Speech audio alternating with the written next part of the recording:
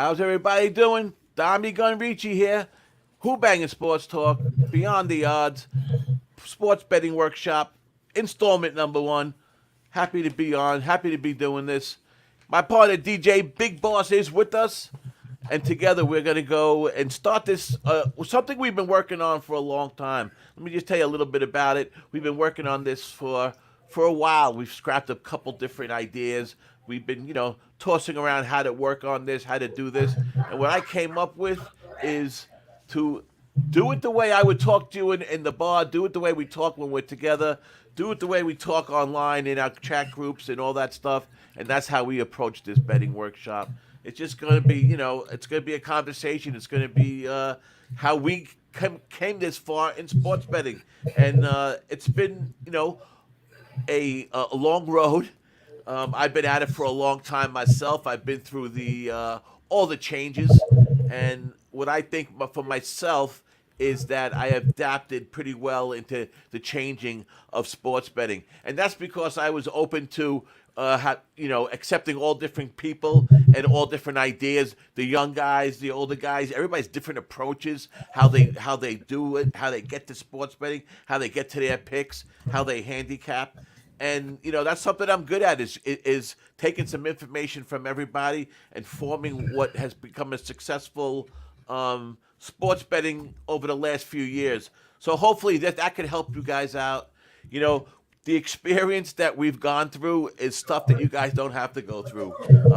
We have the information for you to probably save you a lot of money, because believe me, the things that I'm making money off of now were things that I've learned. But how I learned them was by losing. I was losing those bets. I was losing, going, with different, theories and not paying attention to different things. And so we're going to go into all that. And before I go any further, let's say hello to DJ Big Boss. DJ, how are you? I'm doing okay today. I'm not gonna hit y'all with my slogan that I usually hit y'all with, but I will let you guys know that yes, I'm kind of a connoisseur of betting strategies and learning more about sport betting and capping and all the intricate details. And I've also been doing this for well over 20 years now, and like Don Ricci said, it's trial and error thing. We already trial and error through the years, so you know, um, shoot, we here now to share what we know with you guys, and we also open the questions. So if you guys have any questions, then hit us up in the chat. We'll address the questions, but we're just gonna try to give you a few things from our point of view, from our experience. We'll probably tell you what the median is amongst most cappers as well, and later on we'll take further dives into those things and examine them upside down and maybe come up with some jewels, man. Come up with some jewels that work, man. Yep, and that's it. But how we're going to do this? We're going to do one a month. We're going to start. We're going to start off easy. We're going to keep it pretty general tonight. Just dive into how we think you should start out as a new sports bettor. Let's face it. There's a lot of them. What was there? 30 or so states that it's legal now. Sports betting is everywhere. We're not the scum of the earth we used to be, and it's like an accepted thing now. Everybody wants to be a sports bettor. Everybody thinks they can make a living out of sports betting, which is a topic that we will discuss going down the road. But tonight, what we're going to do is we're going to, like I said, kind of start from the start. I mean, listen, if you if you don't know the basics, then like what a money line bet is and what a parlay is. We're not going to go that far back, but that's stuff you should know already. And if you don't, listen, you got to there's a lot of videos out there and there's a lot of things you could do to catch up when it comes to that basic stuff. But I'm sure most people at least know the basic terms and the basics of gambling. But there's some things that you need to decide on, I think, to become really good at sports betting. And this workshop isn't really about gambling as much as it's going to be about sports betting. And then eventually it's going to be about individual sports and how we actually cap those sports. I'm not going to talk to you about how you should do things that I don't do. I'm not going to talk to you about the probable odds if you play a minus 200, 10 times and you hit 8 of them. That's not how we bet. That's not how I bet.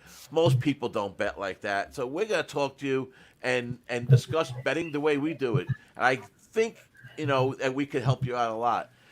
And as far as the guys that have been betting for a long time, like us, we've all been up and down. We've all been through some bad downturns, some bad streaks and stuff. And a workshop like this could really help you because sometimes we all need to get back to basics. It's good to hear some things. Maybe you could hear something that you should maybe be doing, or something you were doing that you're not doing as much no more, and that can help you get back on track. I 100% believe that my success, especially in Major League Baseball betting over the last years, is because I'm saving more money and I'm losing. My bad streaks are less. I'm not having the complete roller coaster up and down, up and down, up and down. It's been a little bit more leveled off. My bad streaks haven't been as bad, and it's almost like I'm making more money because I'm saving more on different ways I was doing things, and I'm not as reckless. And again, something else we're going to go into. But anyhow, to start off, the first topic, how we want to go about this is just what kind of gambler are you? What are let's see if we put that up. There you go. What kind of gambler are you? In other words, are you gambling on poker? Are you betting on slot machines? Are you betting on craps? Are you betting on sports? You betting lottery tickets? I mean, are you just like an all-purpose gambler, just gambling on everything, or are you trying to hone in on one thing, trying to get better at say poker, not even sports betting, say poker. Are you devoting enough time to that to become good at that part of gambling? And I think that's a big part of it. Another part of what kind of gambler are you? Are you a novice and you want to become more of a pro at it? You want to make this become maybe kind of like a part-time job, like a semi-pro? Do you want to just do this for recreation? Those things I think you got to determine, before you really, go into the next step on how to become, a good handicapper and a good sports better. What do you think about that, DJ? About determining, where you are first to, and start from there as your basis. Well, throughout my journey through sports betting, you really first thing you have to do, if anyone comes to me and say, "Hey, man, I seen you on TV," or I know you do this or whatever, first thing I'm going to ask you is, well, what is your intentions here? What is your motive? Before I even know your bankroll or whatever, because what your motive is going to determine everything else, how much your bankroll should be, so forth and so on. So I kind of categorize them to a few betters. You know, you have um, you have your straight gambler, right? You have a guy that's like, oh, you know, I like the Lakers. I'm feeling the Lakers tonight. I'm going to take the Lakers tonight. I feel it. And, they go play that. Or some of those guys win by fading teams. Like, nah, I just don't think they're going to do it. I'm going to put the money on the plus side and win. And that's just your basic gambler. And then, basically has minimum thought, more of a feeling or a stand on his plays that he makes. Then next, you have a better, and a better is somebody who's at the beginning stages of realizing all the different type of bets and all the different angles that you can, knowing when to apply a parlay, when to take a straight, a better kind of understands the value part of sports betting, because let's say any person who does stocks and stuff like that could switch right over and be a better because they can weigh the numbers, they can watch the lines move, they can do all those type of things and play and make a play and make an educated play, which there's nothing wrong with an educated play for whatever edge that you have in the game. And then finally, you have what I consider myself a capper, or I consider Don Ricci a capper. And those are people that can actually break down the game, have proven stuff that they've tried themselves to understand This is an angle that I like. This game qualifies for that. Where I'm gonna go double check these stats against these stats. All of those different measures and methods that you have to fine tuning an educated guess. Because at the end of the day, it's a 50-50 bet, no matter how you look at it as a bettor, a gambler, or a capper.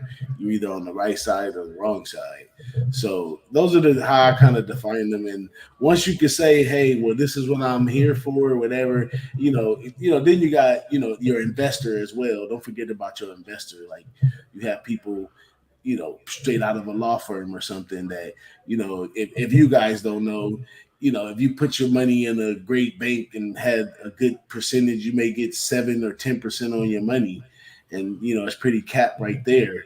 Well, if you take, you know, minus 300 and it continues to win at the right times, you can say this, take the same money and accumulate more money over time by taking less risk for more profit and more on the investment level. Those are usually not long term. Those are usually, sometimes some guys put big money behind that and do it real fast. You got Matches Mac out there and stuff like that who's looking for those Right, type of right, right. spots. But Exactly. that's how I see it. Yeah. And a lot of times, listen, your bankroll is going to determine what kind of gambler you are. I mean, I'm a grinder, and that's like another type of gamble. I'm a grinder. I'm looking for. I bet small amounts, but a lot of games, and I'm looking to make that a couple percent every day. Trying to every week. Grinding little by little, little by little. That's how I just fell into sports betting. That's how my pattern has been with sports betting, and kind of like what. The way you attack sports betting will kind of determine really also the type of gambler you are. And then we have our risk takers too. We have our parlay players. We have guys that are looking to you know make bigger gambles. Make 3-team parlays to try to bet less money to win more. But maybe they have the bankroll to do that. That's why I mentioned that the bankroll sometimes can determine. Listen, if I had a big bank, if I had $100,000 bankroll that I'm playing with, I could go attack those -200 favorites all the time because yes, they're hitting it at 65% rate, or I think over -175. It's always in that 65-70% rate. But do you have the bankroll to keep doing that?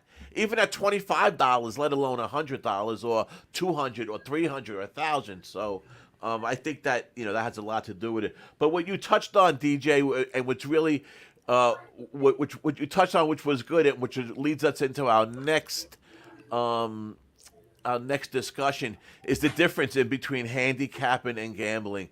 Listen, we're all gamblers, right? We're all gambling. We're all spending money, whether it's for fun, whether it's to make money, whatever the reason may be. We're all gambling, but how much gambling are you doing? How much of a gamble is the bet that you're making? And I could just only refer to sports betting, and especially with sports betting, and same with poker. You need the theory, you need the lessons, you need to have the what I like to call the handicapping part of the bet. You need to have more data driven, less feel. And which is what I did over the years. How I became, we were all just field betters back in the day, no matter what anyone tells you, because we didn't have this information out. But to me, Absolutely. you need to have to get that balance. You can't just be a big risk taker gambler and think you're going to just come into the sports betting world and light it on fire, because trust me, you're not. Just to break even, you got to hit 52%, 52.3%, whatever the exact. I think that's the exact number. Just to break even, you need to be hitting 2% more, than break even. So, you got to keep that in mind. But I think that handicapping is something you have to learn. You have to learn how to, and we're gonna go into all that. We're gonna teach you how we do it and how you could start doing it. How to be more analytic at it, how to use the data, how to what data to use, and then incorporating that into the gambling. Because for me, you got to be a good gambler, which to me means a little bit conservative. You know, for me that means keeping everything to a 1 unit or a half a unit bet 90% of the time. don't double and triple up your wages. Yeah, of course, every once in a while you could take a shot, but for me, that's how I gamble. Now you incorporate the handicapping part into that, and together you should be able to come out with a pretty good plan on how to start, sports betting. I almost think that handicapping part needs to be that 70% or so, and 30% gambling. I really think you need to be more of a handicapper than a gambler when it comes to this long-term sports betting. But that, also might not work for you. This what I'm telling you to do is what I do and how we do it.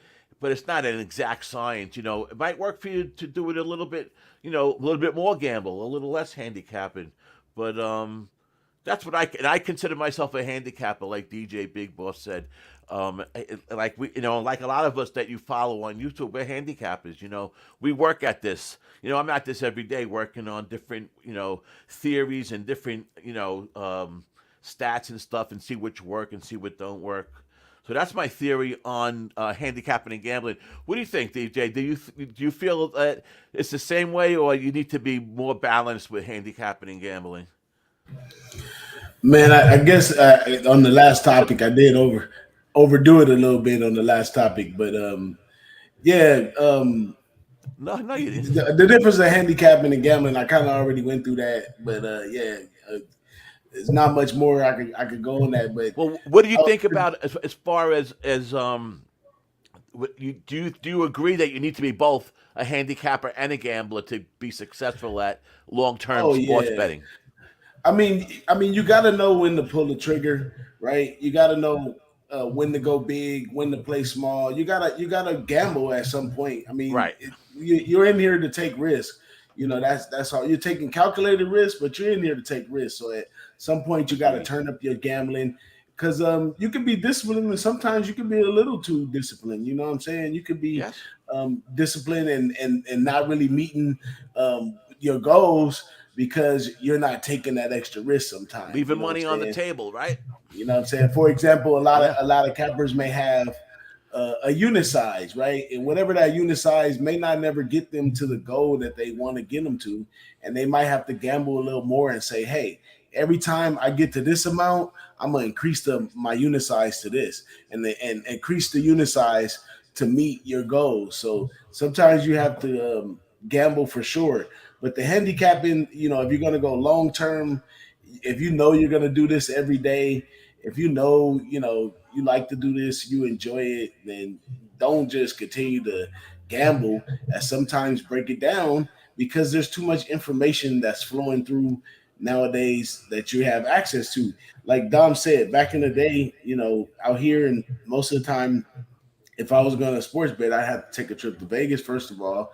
Second of all, there wasn't much, there was ESPN and little stuff I could do about the game, but it had nothing to do with real numbers or betting Right. or anything. So you'd have newspaper and go through the newspaper and try to pick up some of the stuff Yeah. off that. Box Then there used to scores. be Yeah. you have what is it called? Sport Docs, and then there also is the Gold Sheet, The who's gold been around sheet. for Yeah. ages, Yes. and you would have to get one of those to try to get some insight. So now that information is coming so fast, you can bet from home, your phone, whatever, and you have way more access. You have to be more calculated in what you're doing there, especially if you're here to do it long term. But if you're only here for a little while, just for some fun, and this is not something you're gonna sustain for a long time, go ahead and gamble. If you're gonna do that, take nothing but plus money bets. So if you hit good, you hit good. But you know what I'm saying? Yeah, it's definitely a difference between handicapping and gambling. You definitely have to know when to turn them on and off.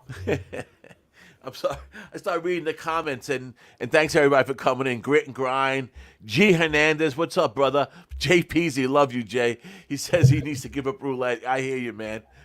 But the truth is, we all do it, and that's what I mean about like these guys that come on and talk about how you should gamble and how you should do this and that. They do the same thing. Yeah, we know that parlays are a bad bet mathematically, and I could go over a whole bunch of reasons why. And if you listen to it, you probably shouldn't play any parlays, but they're fun, and there's nothing wrong with like DJ say getting a little risky sometimes, and even guys like us, I consider this like a part-time job. It's part of my income, but still, I still find a recreation out of it, and I still make some plays. Even though like a parlay that we probably shouldn't. But if you keep it down to a minimum, there's nothing wrong with that. Right. When it comes down to it. But yeah, when it comes to handicapping and gambling, I guess that goes back to what type of gambler you are. If you're going to look at this as to becoming good at sports betting, which eventually that's what we're going to be gearing in on to make people a better sports bettor, period. Then you need to definitely learn how to handicap and definitely find that mix that works for you. I think DJ agrees. What works for me not might work for you. That's for sure. For me, I'm a grinder. The only thing I'm pretty much conservative in my life is gambling, and the way I do it is I feel like I'm handicapping probably 70% of the cap, and then I add in the gambling. How am I gonna? Am I playing the first five? Am I playing the full game? Am I playing the team total? The numbers, the value on what bet is what, and like that. So we'll get on to the next. But it's a good something to think about. It's a good topic, and it's something I think everybody should think about. As long as also think you should think about, and which it's such a main point, is discipline and making yourself what I call a sports betting blueprint. Figure out what you want to do with this sports betting. Let's just assume that you just want to make sports betting some type of income for you per month, whether it's a little bit, a lot, whatever it is. Let's just assume that you want to make money. It's not really recreational for you. It's something that you would love to make a little extra cash for yourself. You need to have that discipline, and you need to make up that blueprint that's going to get you there. And where the discipline comes in is you got to stick to that plan. I can tell you what I do, and like I said, maybe it'll work for you. I think it's a good way you should start, especially if you're new at it. But again, you got to have the discipline, and you got to really write down a plan. What are you looking to do? What bankroll are you going to start with? We know that everybody don't even start with a bankroll, so you start betting small. Then you bet.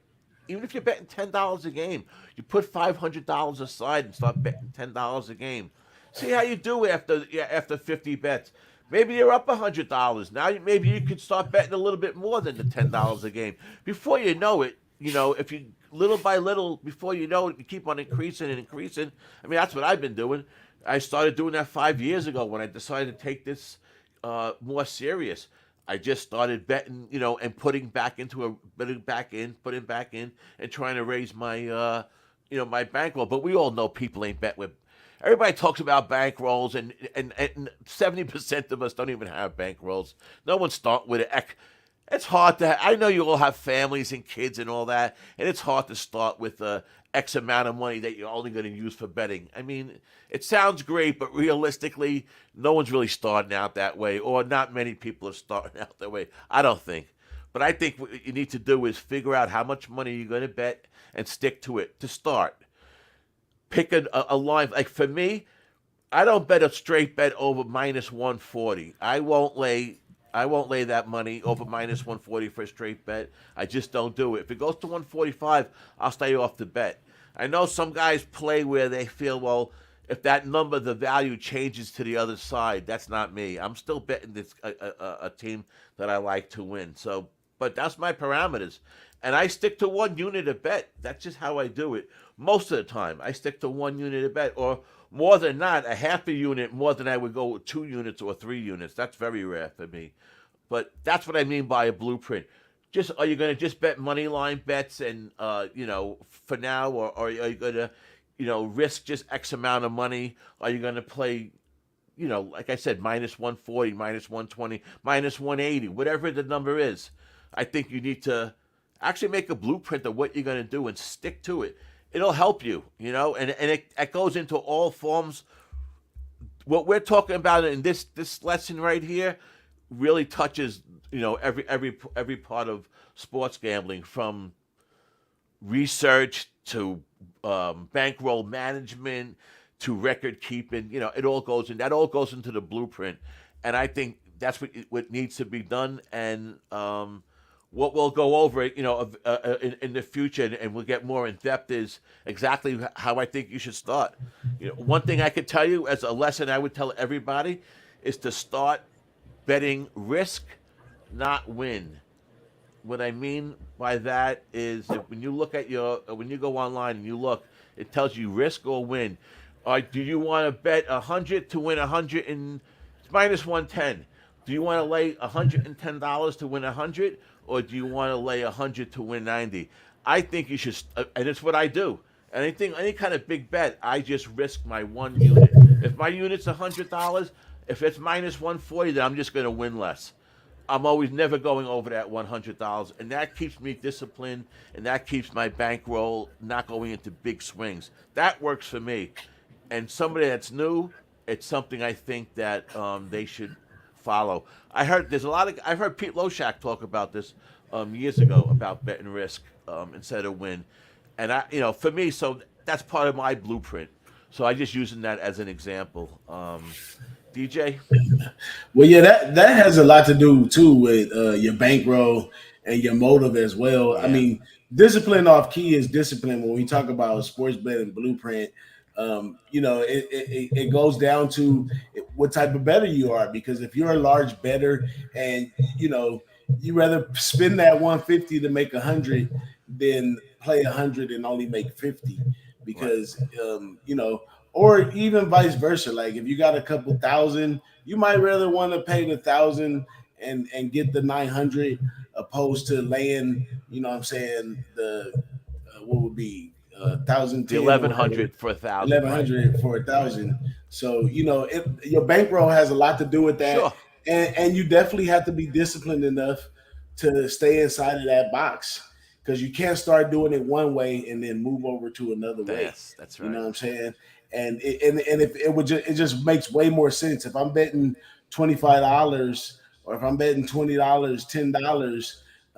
Well, so let's take 25 for example, right? If you take $25, I'm not sure what minus 110 is off of You $25 win off the if you head. bet 25, you win 22.50. You're laying Yeah. 27.50 to win 25 So basically. so you got to ask yourself: is it worth losing that $3 or whatever? Right. How does 250. Right. that small difference affect what your whole blueprint is?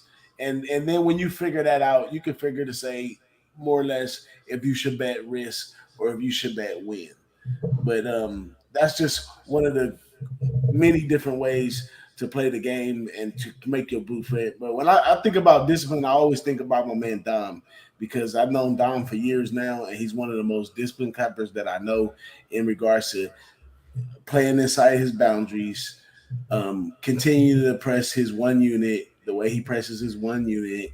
And I'll tell you, because I've known Dom for a long time, he's went from like a maybe 3 or 4 game better a day to now he's probably sometimes end up laying like 7 bets for the day, especially in baseball. And that's just through his discipline. His discipline has led them there. His sports blueprint, remembering this and that and putting that together, has led him to those points and stuff.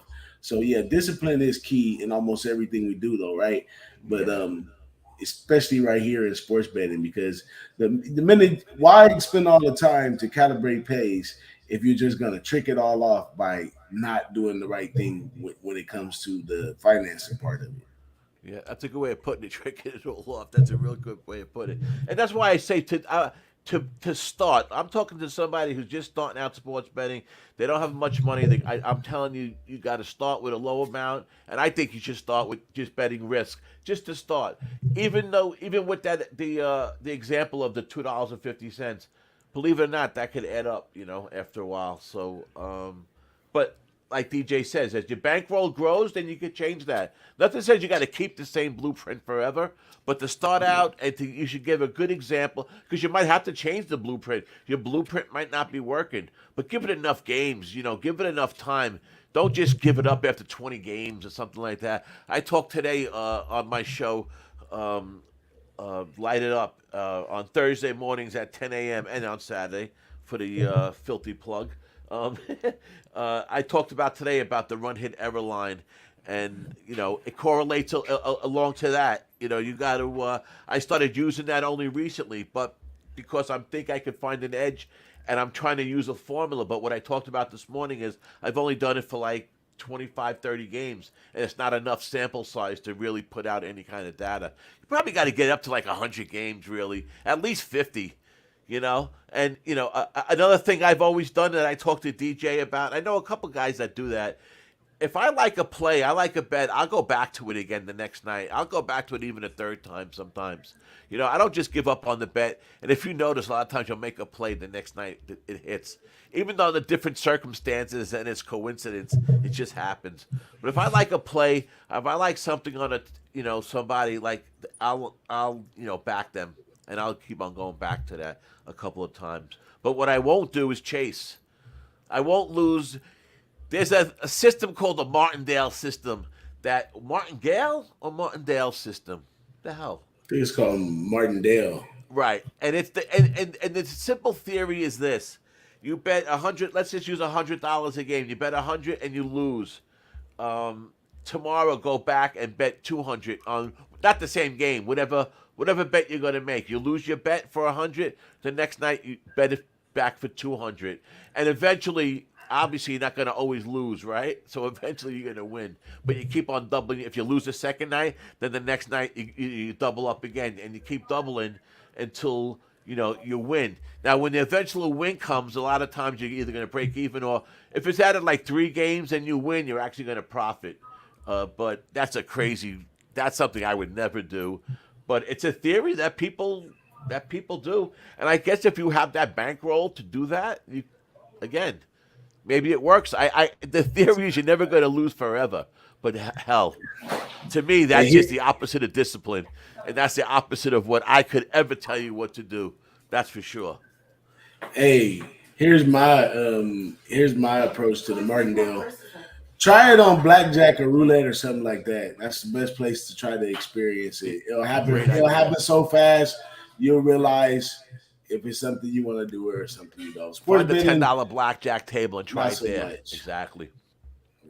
I like that. That's a good point. It's a good point. So along with like DJ mentioned, the topic of discipline we could talk for hours about. The topic of discipline touches everything we talked about so far and everything we're going to talk about in the future. I mean, it's all about the discipline, and part of the discipline, like I started saying before, is not chasing your bets. You can't be chasing.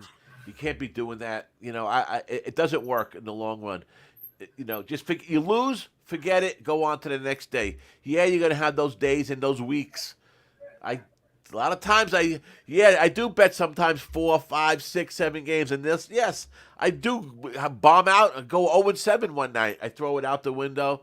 I'm at it again the next day. I forget about it. You have to have, and you got to forget about that same way. You got to forget that you went 0-7, you got to forget that you went 7-0. The next day, yeah, you're happy. Hey, I went 7-0, everybody. Good job, Dom. Good job. Okay, what have you done for me lately? On to the next games, man. Don't let those big wins creep into your mind, because in the long run, they're going to hurt. They're going to end up hurting you. But discipline, like we talked about, leads into this next subject, and we only have a few left. And this one is big. This one is very big. And this one is what helped me become better at sports betting. This is something I learned when I became lucky enough to get involved and be meeting everybody like DJ and all the who we call the low baggers. One of the things that I learned that I did not do 5 years ago, 6 years ago, coming up in November, but 6 full years. We went 5 full years already. Is record keeping.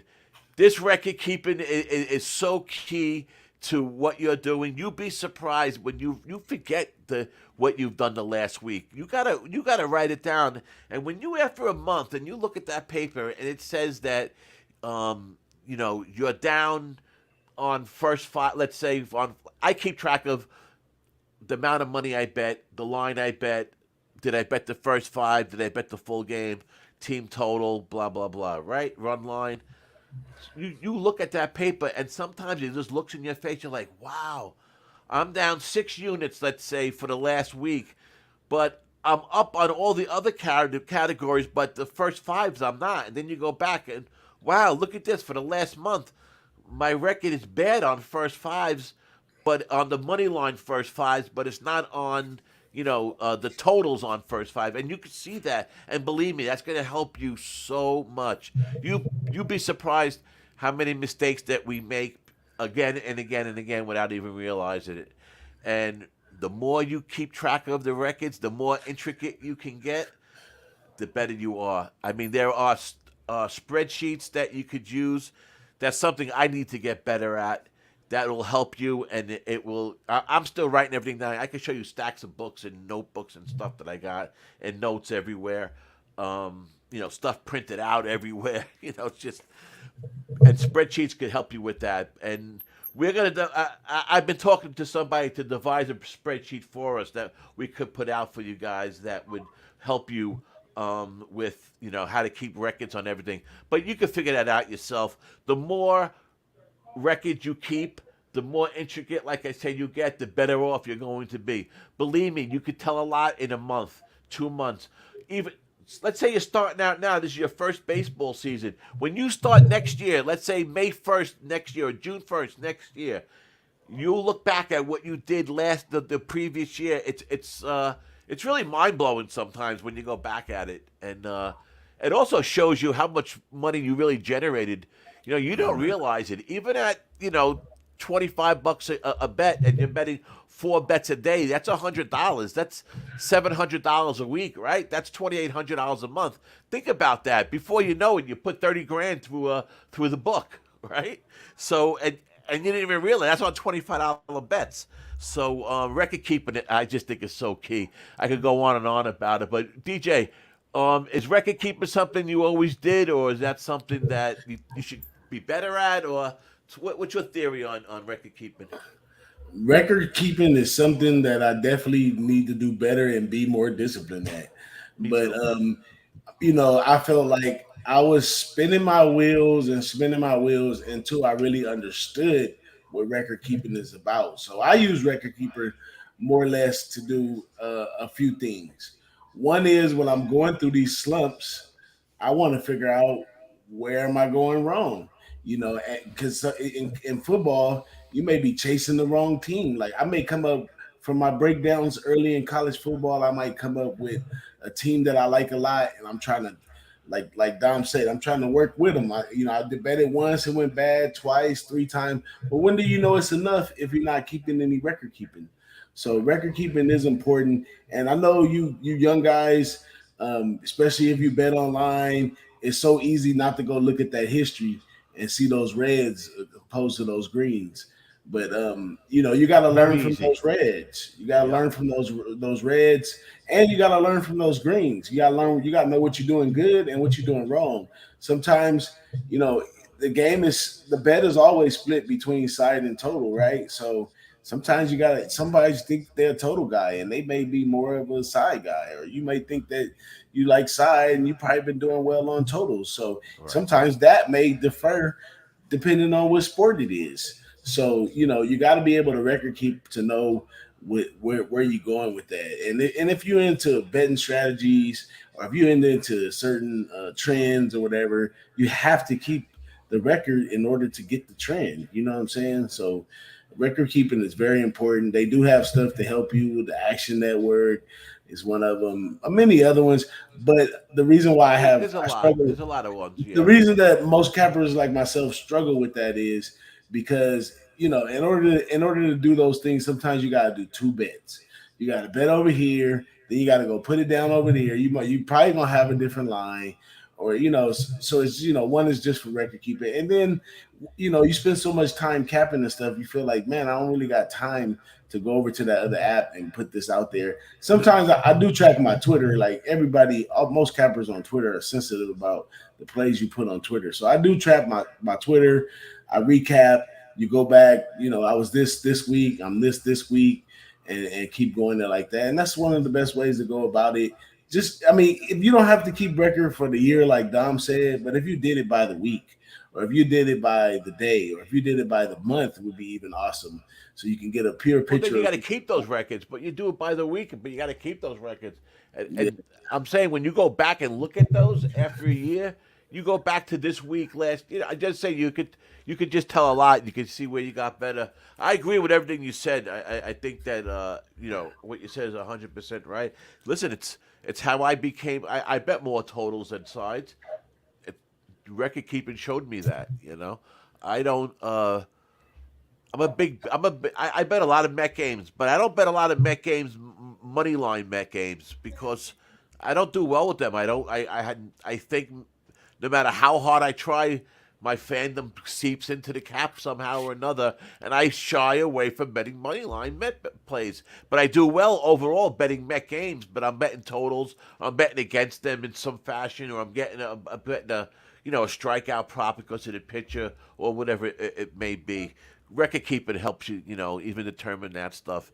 And, record keeping can help you in just so many areas and can really be, when you look over it, like even after a month, when you look over it, it can really help you determine what you're doing right and what you're doing wrong. Because it's something that, we all love when we win bets and we're all like, oh. But I go back over the cap and see, did I get lucky? Because sometimes it's the wrong cap, but you got lucky, and sometimes it's the opposite way around. So your losses, you better figure out why you lost the game. A perfect example was not tonight's Met game. Verlander was pitching tonight. Last we looked, Mets were up 5-3, but the game before that, he was off a bad start in Colorado, and I was talking about how I thought that start should be thrown out.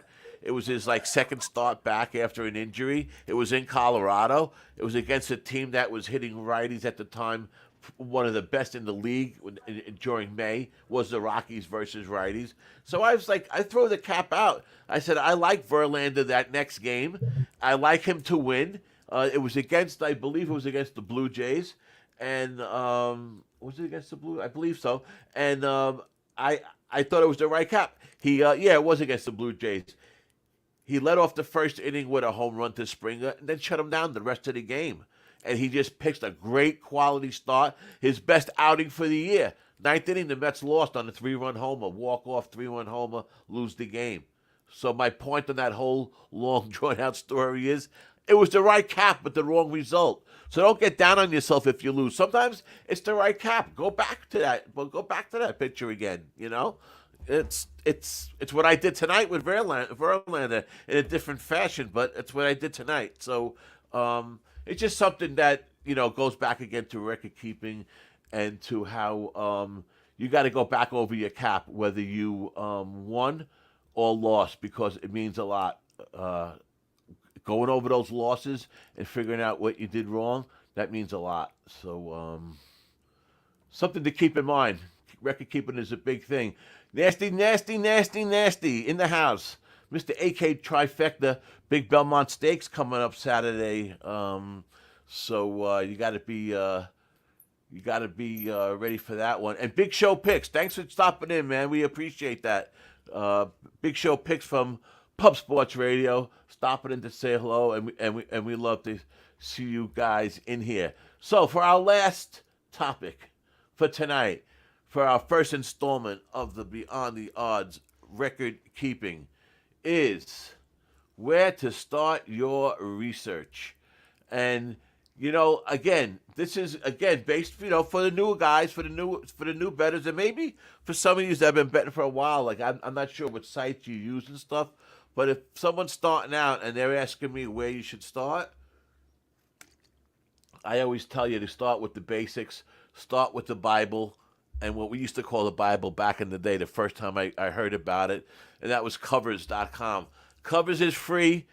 Covers is a great site, especially for a new guy to go to start, analyzing games. It has, a nice general preview of the game. It goes along with a lot of different trends. Yeah, a lot of those trends you got to take with a grain of salt, and that's a spot and a topic that we're going to talk about next time on our next workshop. on like what stats are really worth following, and all stats are not created equal. But Covers is a good way to start. Covers is a good site. Covers is just I think is and like I said again, it's free. I think you get a lot of basic good information out of there, and even a little bit more in depth. They got better at it. They do give you the weather. There's one thing I like about Covers, and if you go on their website and you go all the way to the right, there's an arrow, and if you go down on you scroll down on that arrow, it tells you about league statistics, league trends, records and all that stuff. But it says print sheets, and when it comes to baseball, it lists all the games, all the pitches, and it gives you their season stats, their ERA, their WHIP, how many Ks they have, things like that, how many days rest they're on, and then they do the last three, which I like because I like seeing what a pitch has done in his last three starts compared to what he's done throughout the whole season, things like that. So Covers is good. It's called print sheets. Like I said, it's all the way at the end. There's an arrow, scroll down. It's good. It helps you out a lot with the pitches. It doesn't stay up so much. It's like free site, so you're not going to get a lot of the up-to-date stuff, which is a little bit of an issue with pitchers because if those late pitching change, they don't catch it a lot of times. And a lot of sites don't catch it a lot of times. But Covers is one that I like. Covers is one I think that is a good site for especially a novice, somebody new starting out should really check out. DJ, what do you think? I know you know about Covers, and it's been around for a while. You're on mute. Oh yeah, There you go. absolutely. I know plenty about Covers, but I tell you guys this point right here. I heard once before. I believe it was Quincy Jones told Alicia Keys when she was a really young child. They brought Alicia Keys to Quincy Jones, and they asked her like, what could she do to become a star? What could she do? And Quincy Jones advised her that she should go out and mimic at least five quality artists or whatever in the past, and come up with her own vibe from there. And when it comes to research, you have to try anything once, right? You're gonna hear all kinds of stuff, and then you're gonna find the sites that are more comfortable for you, more geared towards the information you need get to right away when you can get to it. So I definitely Covers, like you said, it's kind of like the Bibles because many cappers use it. They give a breakdown, they give trends, they give It's good for a they new give guy. It's good for a new yeah, better they, for they give sure. you everything you need, right? But if you can break ESPN down and get some good information out of ESPN, Yeah, there's a um, bunch of sites. Right, right. yeah, ESPN's is connected to Team Rankings. Team Rankings is a good site that you can go to and get some stats and stuff like that. And it's all how you use it because Team Rankings is very vogue. You have to go in and find that kind of stuff. And there's some other stuff that some of these other cappers use. I can't remember the names because I tried them once or twice. They didn't really fit my needs. So I do what I do best. And for me, in different sports, I use different sites. Right. So for baseball, for sure, I use Covers, but for football, not as much. So it all matters in that type of stuff when it comes down to where you're going to start your research. But you have to just nick at it and go through it, and then you have to develop. What are you capping? Okay, so what are you doing? Like, are you looking for rushing yards? Are you looking for rushing attempts? Are you weighing the pass versus the run? There's all kinds of stats that you could use as edges to cap. So different stats, different sites have different stats. So because at one point in time, I have Dom seen it before. I have a sheet that I have that basically has every stat that I consider valuable in college football. Split. One team on each side, same ones. And in order to fill in my sheet, at one point in time, I had to go through like 3 to 4 websites to get this stat. This one only has this. How many team sacks? This one has team sacks. This one has this, and I would put it all together. But through dealing with the different sites and working with them, I've gotten it down to maybe two, sometimes three different sites to give me everything that I need. But I always wish someday I had the bread to be able to pay for those services because you could get anyone to build it for you. But in order to receive those stats and those live lines, there's a monthly and yearly type fees that go along with it. That's hiked up there for corporate. I'm just an individual capper. I can't compete with their output. So you got to work with that in between. But yeah, that's where I start and figure out what's valuable to you as a stat or something that you want to know or something you might want to read because in XFL I had to use a lot of reading, because if you didn't read, you didn't get the extra bits and pieces that was going on under the XFL hub. If I just looked at the numbers, really didn't mean nothing to me because none of them were really true. Because some of these guys, why they end up in the NFL? Because they weren't consistent. Because they weren't different patterns. So the numbers wouldn't always be true. You had to watch the game physically and you have to read the report, know who's injured, know who's not, know what happened last week and know what's going on this week. So yeah, different strokes for different folks. But thank God that the internet has it all laid out for us, and it's all up to us. If you want to invest into it and get some tools to have and some places to go get stuff, get a friend capper. Ask me, ask Dom, ask somebody in the chat. Hey man, you want to go half on this service right here? I think this interests me. To cut down the cost, and we both can have it. And if it works for you, great. If not, don't subscribe to it next year. But Yeah. that's it for I me mean, on that one, though. the way I really base it on is that I know a lot of new guys. I base it more on someone new, and guys don't even know where to start. They never even heard of any of the sites that we talked about. So that's why I come up with a site like Covers because it hits every sport. Even right now, I just popped on it just to see what's going on with the games tonight, and boom, everything's right in front of you. I think for a new, better, ESPN Covers, even Sportsbook Review SBR, it's another one good. These are all free sites. Even Team Rankings, you got to look around, but there's a pay part of Team Rankings that everything is out there in black and white if you want to pay for it. And I don't suggest anyone paying for anything when they're first starting out gambling. I'm really basing this more not on what we do. I'm basing it more on somebody that's starting out new. I will not pay for anything because it's too advanced. Some of the stuff that you wouldn't even know what the hell you're looking at. That's really how I feel about starting out. And there's a bunch of other sites. There's one's coming up every day. I would limit what you pay for. But DJ's right to pay for something. A lot of these sites you could a bunch of guys, not even two people, a bunch of people could go on your password. You could split that subscription up a bunch of ways if you wanted to. I mean, there's a couple good paid ones that aren't that much money that I think are great. And then some are very expensive. Like Sports Insights is supposed to be great. It's $1,200 a year. For me, I don't bet enough money to invest $1,200 that I got to make up all those games just to pay for my sports betting, data. So you got to look at it that way too. How much money are you betting, and is it worth you spending all sorts of?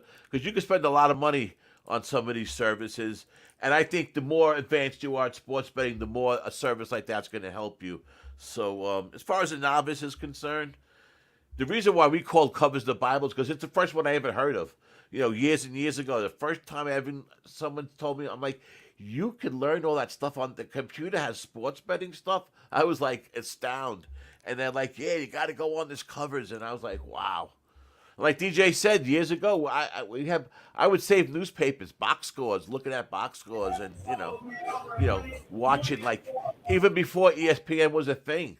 It was like the local news at night. There was always a sports show, and it was more of a guessing game back then. That's for sure. But regardless, research is key, and you need to you need to start somewhere. So I feel that's a pretty good spot to start out. MLB.com is good too. You don't have to pay for nothing. The only pay is for really to watch the games and stuff. So and that subscription even isn't expensive, and that's something that you could put out your password in a couple of different ways. But yeah, it's all good information. And listen, it'll help you out. And listen, The more you can learn, the better. And another thing about your research is following guys like us, guys that have been around for a long time. I got free plays on Twitter almost every day for the last 6 years. Of course, there's times that I don't, and there's weeks that I miss. But in general, I've been putting out free plays forever, and I'm one of many that's been doing that. And we've been doing shows forever, and we've been on different shows and different websites and stuff. And cap the, like we like to say, cap the capper. That's part of your research. Follow somebody that for a while, and listen. As far as asking questions and all that, as you guys know, we're always here at Who-Bangin Sports Talk to answer any questions. And we're hoping these betting workshops, like we said, this is the first one, and we're going to be doing one a month. And we hope that it'll be valuable to you. We hope you guys enjoy it. And I think as we go on, we're going to have different guests. We're going to talk about different, the sports. Next month, we're going to dive into a little bit about a topic of, like I said, all stats aren't created equal, things like that. But what we're going to mostly do next workshop next month, I haven't figured out the date yet, is concentrate on Major League Baseball. We want to hit that before the All-Star break. I'm going to get some real good MLB cappers on, and we're going to talk how, I want to know exactly how they do it. I don't want them to tell you should have a bankroll and you should bet 2% of your bankroll, 3%, 1%, whatever. No, I want to know what they think is important. What are the 5 to 6, stats that they go to every day to look at to start their cap? I want to know, their process on handicapping and why they think they're successful and things like that. So that's what we're going to do next month. We're going to concentrate on Major League Baseball. The month after that, we'll hit, we're going to hit it all. We're going to hit college football, before August. I guess July would probably be a good time, or August, to make sure we hit the college football one. We'll do them all. College basketball, NFL, WNBA, we could hit that a little bit even next month. We have, one of our crew, Parlay Tees, very good WA handicapper. Another one, there's a few of them out there. WNBA is getting bigger and bigger. All of a sudden you're seeing a bunch of podcasts popping up. They're talking about it more on mainstream radio, on New York sports radio, that they never talked about it before. So that's another, we'll hit it all, we're not the biggest MMA guys, at least myself, I'm not, but we know how big it is, and we'll get somebody that, talk about how they go about capping MMA, what they look for, things like that. So that's what we're going to be doing with these workshops. We're going to hit all the sports. We're going to make sure everybody, has a chance to become better at sports betting. And, like I said this morning, it doesn't do us any good that we do better than someone else. We want everybody to do good. We're against the bookies, not each other. So, really, that's really what the workshop tonight is about. DJ, we did pretty good, man. We're right under an hour. So anything you want to address before we jump out of here? No, man, I just want to say keep coming back for some more. We're going to keep giving it to you. And, when we come out with the full version of the contest, this is going to play right along with the contest. There'll be stuff we'll be able to go over. You'll actually be able to try it in the contest and see how well it worked for you. You can come back on the show and tell us we was wrong, or you can congratulate us for putting you on to new information, new bet strategies, and new ways to make money in sports betting, man. All right, man. So keep like, subscribe, all the YouTube stuff that you're supposed to do. We could use the help. We appreciate everybody for stopping in. We'll be putting out different, segments on this, and I'll be keeping track of all these workshops that we're doing.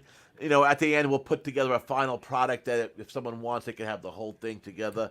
We're gonna, I'll be cutting down these some of these shows and dig out some of the lessons for each show, so it'll be helpful for some people. But keep us Who-Bangin Sports Talk. I'll be back Saturday morning at 10 a.m. for some MLB picks and some Belmont Stakes picks with the Big Ragu 62. So that should be fun. Also, I'm on every Thursday at 10 a.m. and Saturday at 10 a.m. We have Parlay Tees 3:45 during the week. when there's a WNBA game. At the beginning of the season, they don't have him every day, but as the season goes on, there'll be more and more. But he's always on. Just keep your eye on for Parlay Tees. We're all on Twitter also, like, and YouTube. Tuesday night, we got the live sweat with Ix Nizzle and Jimmy Gomez. Wham is always on doing his picks. The crew. So keep our eye on Who-Bangin Sports. I appreciate everybody coming in. This is, like I said before, something that I've worked on for a while. This is something me and DJ has had, we really love talking about sports gambling. We really love helping people out. We get asked a lot of questions on the side, DMs and stuff. So that's what really motivated us for putting this together. So hopefully you guys like it. Hopefully some information was helpful. And let us get out of here. So this is Dami Gun Ricci and DJ Big Boss for Beyond the Odds. We will see you soon.